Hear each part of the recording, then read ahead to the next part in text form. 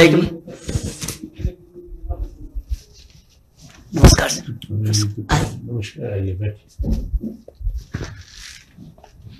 अपना नाम और पता नहीं बताएंगे और बोर्ड को अपना परिचय देंगे। सर मैं डीडवाना कुचामन जिले के जोड़ी का वास का रहने वाला हूँ। मैंने एड्रेस नहीं पूछा सर, मैंने कहा एड्रेस नहीं बताएंगे। जी sir sorry. 10th 12th graduation के बारे में सर मेरी 10th 2009 में हुई थी और 75% है, और 12th मेरी 2011 में 80% से हुई है, तथा 2014 में मेरी बीएससी महाराजा कॉलेज जयपुर से हुई है 2014 में। उसके बाद में आपके क्या सब्जेक्ट्स थे? Physics, chemistry, math. Physics, chemistry, maths.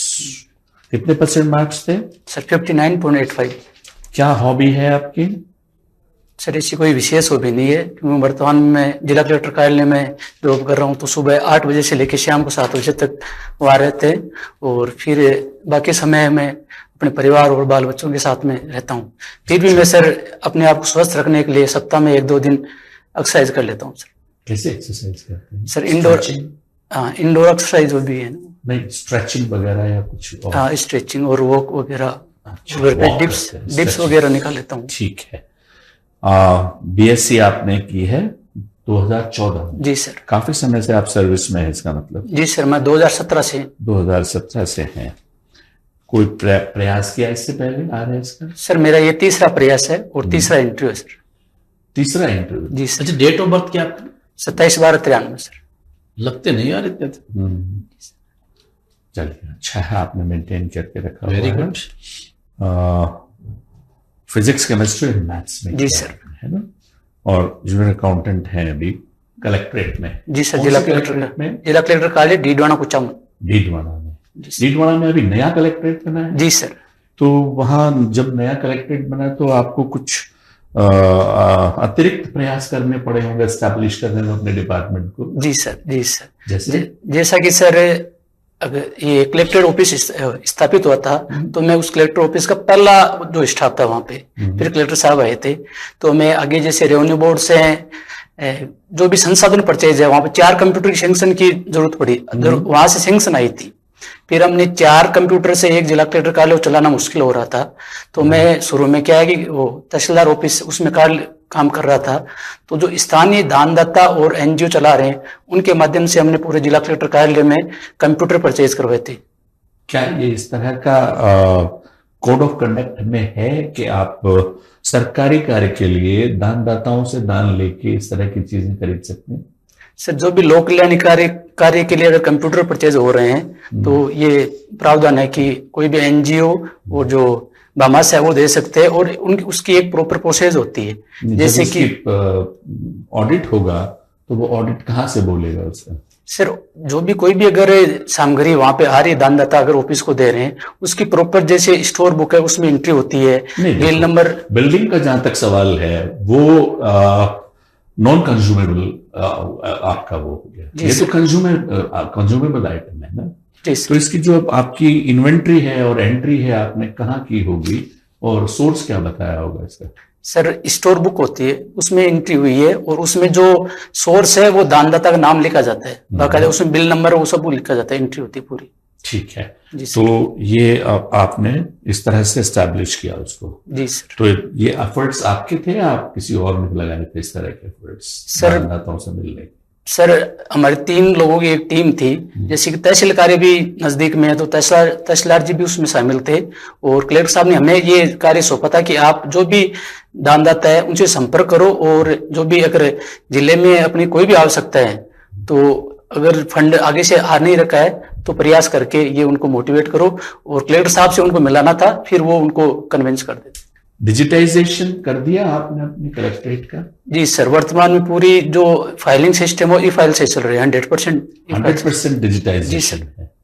तो ये जो डेटा है, मान लिया आपको कोई भी चीज जो है बैक डेट की, मान लिया बुलाना है, कलेक्टर साहब बुला रहे हैं कि भाई वो फाइल लेकर के आओ, तो क्या आप पेन ड्राइव पे लेके जाते हैं या कैसे लेके जाते हैं उसको?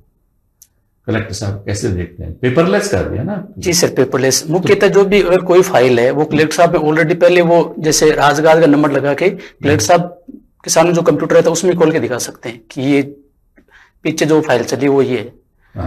तो उस पर मान लिया कोई एडिशन करना है, सिग्नेचर होने हैं और होने हैं, तो वो कैसे होता है? सर वो फिर फाइल को वापस जैसे संबंधित कोई भी कर्मचारी है उनको भेजी जाती है, और किसी भी अगर दस्तावेज भी साइन करवाने हैं तो वहां से इनिशिएट करवाया जाता है, फिर वापस कलेक्टर साहब वो तो वो तो फिजिकल एग्जिस्टेंस में जाते होंगे ना, फिजिकल फाइल बनाते होंगे? नहीं, ई फाइल के माध्यम से, ई फाइल में चलिए, SSO ID से लॉगिन से राजकाज पे ई फाइल होती है। ठीक है। जी सर। तो ये ई फाइलिंग पे ही बताइए। अच्छा चलिए, आप ई फाइलिंग क्या होता है? सर जो SSO ID है, प्रत्येक कर्मचारी की SSO ID बनी होती है, उसमें राजकाज के माध्यम से जो भी सरकारी जो दस्तावेज और फाइलिंग होती है, जैसे पहले ऑफलाइन होती थी, तो वर्तमान में कोई भी अगर फाइल अगर इनिशिएट कर रहा है तो वो अपनी जो जैसे प्रार्थना पत्र हो गया या कोई भी विभाग का लेटर हो गया, वो ई फाइल के SSO ID में ई फाइल के माध्यम से अपने जो उच्चतर अधिकारी है उनको प्रेषित करते हैं। तो आपका जो डेटा है जी वो कहाँ पे इकट्ठा करते हैं आप? जो बिग डेटा बनाएंगे आप वहां पे as a whole compact data जो है वो कहाँ रखेंगे? जैसे फाइल रूम होता है जैसे, और इस तरह का रूम होते हैं, है ना? सर मुख्यतः ऑनलाइन तो SSO ID पे रहता है, और जो जरूरत होती है लास्ट में कोई भी जो पेपर है वो उनको प्रिंट आउट निकाल के और फाइलिंग भी की जाती है। सर अच्छा, कुचामन जो है और किन चीजों के लिए प्रसिद्ध है? उसका भौगोलिक जो स्थिति है। जी सर कुचामन के आसपास जैसे एक तो डीडवाना खारे पानी की झील हो गई, और नावा सांबर झील है उनके लिए प्रसिद्ध है, और कुचामन में कुचामन दुर्ग है उसके लिए प्रसिद्ध। 2 झीलें हैं यहाँ पे नमक की जी सर। आसपास, है ना? जी सर। तो एक का नमक तो खाने योग्य है, एक का नमक खाने योग्य नहीं है। जी सर।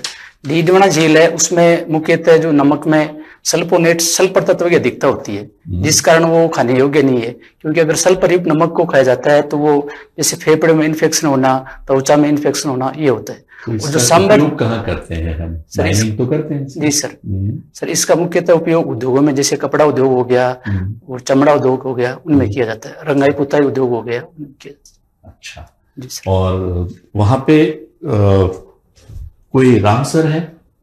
जी सर, सांबर झील रामसर साइट में। रामसर में जी सर। वहां पे कहाँ से आते हैं पक्षी? सर मुख्यतः जो उत्तरी अंटार्कटिक है, जैसे साइबेरिया हो गया, रूस हो गया, चीन हो गया, मंगोलिया हो गया। रंग बदलती है झील? जी सर। जी क्या कारण है इसका? सर ये मुख्यतः कारण है, जो भी ये पक्षी वहां का जो शैवाल हो गया, ये अगर खाते हैं तो वो धीरे धीरे उनमें जो रंग परिवर्तन होता है। सर अंकुरण होता है शैवालों में? जी सर। अंकुर नहीं, शैवालों को खाया तो शैवालों में ऐसा क्या कोई वो बनता है? मतलब एक तो क्लोरोफिल होता है, एक क्लोरोप्लास्ट, एक क्रोमोप्लास्ट, एक ल्यूकोप्लास्ट। जी सर। उसमें कौन सा बनता है? सॉरी सर, मुझे ये आइडिया नहीं। क्रोमो का मतलब होता है क्रोमा, क्रोमा मीन्स कलर। जी सर। तो वो कलर किस तरह के कलर्स में चेंज होता है जब नया आता है ना? सर गुलाबी ऊपर से खा लिया उन्होंने, उसमें सॉल्ट लगा हुआ होता है, और नीचे से जब नया ऊपर से ग्रो करेगा तो वो क्रोमा में आएगा। तो कौन से कलर का क्रोमा होता है? सर वो खाने के बाद में गुलाबी कलर की हो जाती है, गुलाबी, सारा गुलाबी कलर का हो जाता है। हाँ, उनके जो कुछ लोग भ्रमित करते हैं इस बात को लेकर के कि पक्षियों का जो रंग है वो इतना ज्यादा पक्षी बैठ जाते हैं कि उसकी वजह से वो इस तरह की गुलाबी रंग की दिखाई देती है। सर पक्षियों का कलर भी चेंज होता है, और झील का कलर भी, जो विभिन्न जो ये नमक के तत्व है उनके झील का कलर भी चेंज होता है, दोनों का कलर चेंज होता है। जी सर। ठीक सर। आपके जिले का नाम डीडवाना कुचामन है? जी सर। तो कोई एक ही रख लेते आप, या तो डीडवाना या कुचामन, क्योंकि दोनों के बीच में लगभग 50 किलोमीटर का अंतर है। जी सर। सर उस टाइम दोनों जिलों की मांग उठ रही थी, और दोनों जिलों के जनप्रतिनिधि और जनता है वहाँ की अलग अलग डिमांड कर रहे थे। तो इस कारण सरकार ने उस टाइम जो भी माननीय ललित के पवार की अध्यक्षता में समिति बनी थी, तो उन्होंने सजेस्ट किया कि दोनों एरिया की जनता को संतुष्ट। बाद में बनी? जी सर। अशोक गहलोत सरकार ने ये जिलों के नाम तो पहले बता दिए सर। शुरुआती जो श्रीमान रामलुभाई अध्यक्षता में जो समिति बनी थी। क्या आप राजनीतिक शिकार हो गए? जी सर। राजनीति के शिकार हो गए? पॉलिटिक्स? नहीं सर, 100%। जी सर। अच्छा, ये कस्टोडियन जमीन क्या होती है? सर ये भारत और पाकिस्तान बंटवारे में ऐसी जमीन जो भारत के लोग पाकिस्तान में चले गए थे, तो उस जमीन को कस्टोडियन जमीन बोला गया सर, जो सरकार की। क्षेत्र में इसको लेकर भी 40 दिन तक धरना चला था। जी सर। उसके बाद में स्टेट गवर्नमेंट ने कमेटी बनाई है उसके लिए। जी सर। उस कमेटी के मेंबर कौन कौन हैं? सॉरी सर, डीडवाना में ये क्यों चला ये धरना?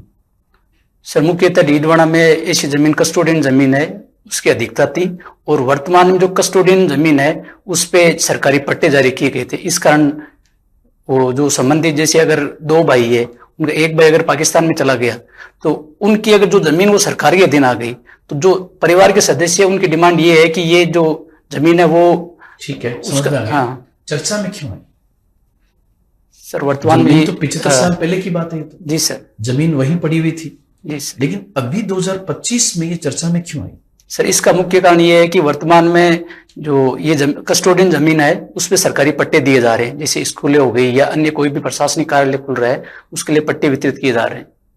तो ये एक प्रकार का सरकारी अतिक्रमण नहीं हो गया कस्टोडियन जमीन के ऊपर? सॉरी सर, मुझे इसकी रेवेन्यू में क्या प्रावधान है उसके बारे में। ट्रीटमेंट प्लांट क्या होता है? सॉरी सर, मुझे डीडवाना में इसको लेकर काफी बड़ा धरना चल रहा है। सॉरी सर, मुझे इस बारे में जानकारी नहीं है। ठीक है। महाराजा कॉलेज से आपकी शिक्षा हुई? जी सर। किसने एस्टेब्लिश की थी? किस महाराजा के द्वारा इस कॉलेज का नाम रखा, ये कॉलेज एस्टेब्लिश की गई थी? सवाई राम सिंह जी के द्वारा सर। कब? लगभग सन आजादी से पहले, आजादी के बाद? आजादी से पहले। राजस्थान के प्रथम महाविद्यालय था। और उसके जस्ट सामने महारानी कॉलेज है। जी सर। उसकी स्थापना कब हुई? सॉरी सर, डेट मुझे याद नहीं। महाराजा कॉलेज के हॉस्टल में रहे हैं? नहीं सर, मैं बाहरी रूम के रहे। हॉस्टल का नाम तो पता होगा सर? पास में हॉस्टल है, गोखले हॉस्टल है। गोखले हॉस्टल। जी सर। कौन थे गोखले? सॉरी सर, मुझे गांधी जी के गुरु कौन थे? गोखले जी। गोपाल कृष्ण गोखले। जी सर। कुछ बताएंगे उनके बारे में, गोपाल कृष्ण गोखले जी के बारे में? सॉरी सर, मुझे ज्यादा आपके उसमें 12-10 नंबर का जनरल अवेयरनेस का एक टॉप वहां होता है, जिसमें आपकी जनरल अवेयरनेस कितनी है? जी सर। आपके आसपास की जानकारी आपको कितनी है? महारानी कॉलेज के जस्ट पीछे एनी बेसेंट कॉलेज है, एनी बेसेंट हॉस्टल है। कौन थी madam Annie Besant? Sir Annie Besant विदेशी महिला थी, और जिन्होंने भारत में 1918 के 16 या 18 के लगभग एक मूवमेंट चलाया था, स्वदेशी भारत मूवमेंट चलाया था। Home rule league movement. और वो जो मैडम एनी बेसेंट थी वो किस पर्पज से इंडिया में आई थी? Sorry sir, theosophical society. जी सर। अच्छा, भारतीय राष्ट्रीय आंदोलन में आपको कौन सा व्यक्तित्व सबसे आदर्श लगता है नेशनल मूवमेंट के अंदर? सर महात्मा गांधी जी। गांधी जी। जी सर। गांधी जी ने हमारे राष्ट्रीय आंदोलन को जन आंदोलन कैसे बनाया? सर गांधी जी ने पहला कारण तो यह है कि एक जो आम जनता से संवाद के लिए स्थानीय भाषा को प्रोत्साहन किया। कोई भी अगर संवाद कर रहे हैं तो जो लोकल लैंग्वेज है वहां पे उसके माध्यम से किया था। सर सेकंड ये है कि वो एकदम साधारण और सहज रहते थे, जैसे उनका पहनावा हो गया और आम जनता, गरीब, वंचित, उनके साथ व्यवहार हो गया, ये मुख्यतः कारण थे सर। ठीक है। सिद्धांत उनके? सर अहिंसावादी थे, सत्य पे विश्वास करते थे, और उनका मानना था कि ईश्वर सभी कण कण में मौजूद है, इसलिए किसी के प्रति हिंसा नहीं की जाए, और अपन अगर सत्य है और सत्याग्रह के माध्यम से दूसरे के मन को अपन चेंज कर सकते हैं, यहाँ तक कि वो अंग्रेजों के मन को भी चेंज करने की बात करते थे सर। अभी रियावाड़ी क्षेत्र राजस्थान का बहुत चर्चा में था। जी सर। किस कारण से था? सर वहां पे बजरी माफियाओं के विरोध राजनीतिक आंदोलन हुआ था सर। वहां के नेताओं ने जिस प्रकार से मूवमेंट को आगे बढ़ा करके जो तरीका अपनाया, जी सर, क्या आपकी नजर में उचित है? सर जनता को, लोकतांत्रिक सरकार में जनता को अपनी आवाज उठाने का जो हक है, और प्रशासन का यह कर्तव्य है कि वो जो भी कानून सम्मत कार्रवाई है वो करे। नहीं, मैं कह रहा हूं कि जैसे आपने पूरा सड़क जाम कर दिया, क्या ये आप इसको उचित मानते हैं? जी सर, अगर कोई भी अगर उनके जनता की गतिविधि से राजकार्य में बाधा होती है और सड़क जाम करना ये अनुचित है सर। इसके लिए सर प्रशासन उनसे संवाद कर सकता है, और जो भी उनके जनप्रतिनिधि है उनके जो क्या समस्याएं है उनको समाधान करवा सकते हैं सर। ठीक मैडम। ये दो क्षेत्र गूढ़ा मलानी और धोरी मन्ना कई दिनों से चर्चा में है, जी जी। क्यों? सॉरी मैडम, मुझे जानकारी। कल एक राजनीतिक व्यक्तित्व जयपुर आए, जी। कौन? राष्ट्रपति महोदय। किस उद्देश्य से? सॉरी मैडम, मैं कुछ डेट्स बोल रही हूँ इस महीने की, उनके बारे में आप मुझे जो भी थोड़ा बहुत जानते हैं बताइएगा। जी मैडम। 12 जनवरी युवा दिवस। 14 जनवरी। सॉरी मैडम, कोई ये पर्व? जी जी मैडम, जो भारतीय सेना का यहाँ पर्व हुआ था 14 जनवरी कोई पर्व मनाया जाता है? मकर संक्रांति। 15 जनवरी जो सेना दिवस मनाया गया था। 23 जनवरी 23 जनवरी को बसंत पंचमी त्योहार। 26 जनवरी गणतंत्र दिवस। 30 जनवरी। सॉरी मैडम, इसकी जानकारी एक बार याद करो, 30 जनवरी कोई अभी आपने अपना आदर्श व्यक्तित्व बताया था, आदर्श व्यक्ति कौन थे आपके, उनसे रिलेटेड है 23 जनवरी? आराम से बोलो। सॉरी मैडम, शहीद दिवस कब मनाया जाता है? 23 जनवरी। रिकॉल नहीं कर पाया। मृत देह सम्मान अधिनियम जी मैडम। क्या है ये? सर, इसमें कोई भी अगर मृत बॉडी है, व्यक्ति है, उनको 24 घंटे में ससम्मान उनका अंतिम संस्कार किया जाए। अगर कोई जैसे मृत बॉडी को रखकर आंदोलन करते हैं तो वो अपराधी है कानून की नजर में। चलिए, और कोई तीसरा उसका यूज करता है, उकसाता है, 3-4 प्रावधान बताए ना? जी मैडम, और मुझे ज्यादा जानकारी। शासन में नैतिकता को बनाए रखने के लिए और संतुलन को बनाए रखने के लिए बार बार चर्चा की जाती है। जी मैडम। फिर भी ऐसे बहुत सारे विषय हैं जो नैतिक चिंता के विषय हैं। जी मैडम। मुझे बताएंगे कि आज वर्तमान में कौन कौन सी वो समस्याएं जो एथिकल कंसर्न के विषय है माने जा सकते हैं? सर, एक तो जैसे राजनीति, जो प्रशासन में राजनीति अपराधीकरण, प्रशासन में राजनीतिकरण, जैसे कि कोई भी प्रशासक है वर्तमान में डिजायर आधारित नियुक्तियां और ट्रांसफर होना, जिस कारण पॉलिटिकल दबाव रहता है। और सेकंड, भ्रष्टाचार की संस्कृति, जैसे कि भारत में 96 रैंक है भ्रष्टाचार में। और एक के प्रशासनिक जो अधिकारी है या कर्मचारी है, उनका आम जनता की समस्याओं को लेकर मतलब उदासीनता, जैसे अगर कोई समस्या है फिर भी उसको लंबा खींचे जा रहे हैं, तत्पर समाधान नहीं किया जाना। ये तो मुख्य। क्या आपको लगता है कि अभी भी शासन व्यवस्था में कहीं ना कहीं अंग्रेजों के उपनिवेशवाद का प्रभाव है? जी मैडम, जैसे अंग्रेजी काल से जो लाल फीताशाही चलती आ रही है वो अभी भी वर्तमान में चल रही है। वर्तमान में आम जनता की जो समस्याएं या कोई भी जो समस्या के लिए प्रार्थना पत्र देते हैं, उसका त्वरित समाधान नहीं हो रहा है। चलिए, राजस्थान सरकार की सामाजिक सुरक्षा को लेकर के, चिकित्सा और शिक्षा को लेकर के बहुत कंसर्न है और बहुत सारी योजनाएं चल रही हैं। मुझे सामाजिक उत्थान, विकास, महिला सुरक्षा से संबंधित किन्हीं 3 योजनाओं के नाम बताइए। सर, प्रथम तो महिलाओं और बालिकाओं के विकास के लिए लाडो प्रोत्साहन योजना, और सेकंड चिकित्सा स्वास्थ्य के लिए सीएम चिरंजीवी योजना है। चिरंजीवी योजना वर्तमान मुख्यमंत्री आयुष्मान तो वर्तमान योजना ही पूछा जा रहा है। जी मैडम, उसका नाम चेंज किया, मुख्यमंत्री आयुष्मान योजना दिया गया है। और तीसरी जो महिलाओं के लिए जो जन्म पे 6,000 रुपए दिए जाते हैं, मातृत्व योजना मैडम। कोई एजुकेशन की, कृषि की, बहुत सारी किसानों से संबंधित योजनाएं हैं, कृषि संवर्धन की योजनाएं हैं। जी मैडम, किसानों से संबंधित मुख्यतः जो प्रति वर्ष से 6,000 रुपए तो 2,000 रुपए की 3 किस्तों में, उसमें राजस्थान योजना का किसान सम्मान निधि योजना। निधि योजना। अभी आप जूनियर अकाउंटेंट पद पर कार्यरत है। जी मैडम। कितने साल से? मैं 8 साल से हूँ जूनियर अकाउंटेंट। 8 साल से, तो बढ़िया है ना, काम आपका अच्छा चल रहा है।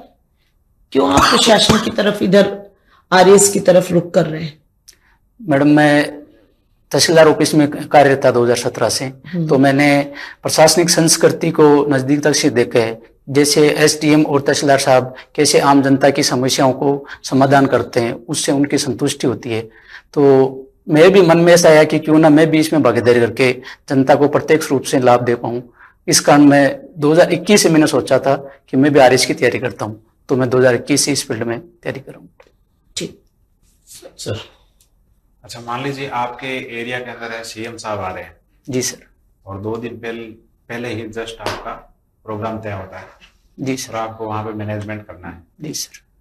तो आप किस प्रकार से टेंडरिंग करोगे, और वहां पे आपको टेंट भी लगाना है। जी सर। जो ऑडियंस आएगी उसके लिए ब्रेकफास्ट भी करना है, सिक्योरिटी है, सफाई है, ये सारे आपको व्यवस्था वहां पे करनी है, पानी की व्यवस्था करनी है। जी सर। ये सभी व्यवस्था करनी है। कौन कौन सी सर्विस के अंदर कौन कौन से टेंडरिंग व्यवस्था आप अपनाएंगे? सर ऐसे जो भी सार्वजनिक प्रोग्राम होते हैं उनके लिए पहले वार्षिक अनुबंध हो रखा होता है या किया जाता है। जैसे कोई भी साल में होने वाले कोई भी अगर टेंट व्यवस्था है, खाने की व्यवस्था है, पानी के लिए, तो संबंधित जो भी ठेकेदार को अगर टेंडर हो रखा है तो उनको कार्य आदेश दिया जा सकता है। फिर भी अगर आपको नया करना है सभी, सर इसके लिए जो सभी टेंडर नए करने हैं तुरंत 2 दिन के अंदर। सर इसके लिए स्पॉट परचेजिंग जो तुरंत खरीदारी होती है उसके माध्यम से किया जा सकता है, और जिसमें जो भी कमेटी, एक 3-4 सदस्यीय कमेटी बनती है, जिसमें तकनीकी सदस्य हो गए, अकाउंट सदस्य हो गए, स्टोर कीपर हो गए, वो बाजार सर्वे के आधार पर अपनी जो रिकमेंड है वो देंगे। और अगर फिर भी अगर कोई टेंडर व्यवस्था में नियमित नहीं किया जाता है तो मेरे जो उच्च अधिकारी हो गए, जैसे वर्तमान में जिला अधिकारी महोदय हैं, उनकी परमिशन से मैं बाजार दरों के आधार पर डायरेक्ट क्रय किया जा सकता है, कार्य की इमरजेंसी को देखते हुए। ये टर्न की टेंडरिंग क्या होती है? जी सर। टर्न की टेंडरिंग, सॉरी सर।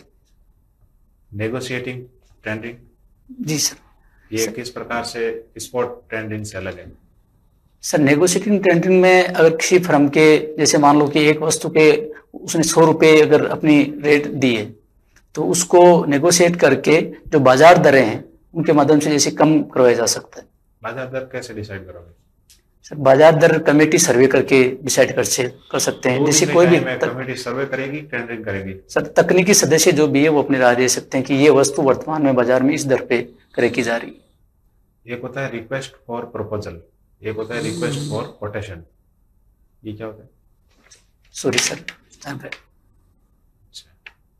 ये बुक कीपिंग और कैश बुक दोनों डिफरेंट कैसे है?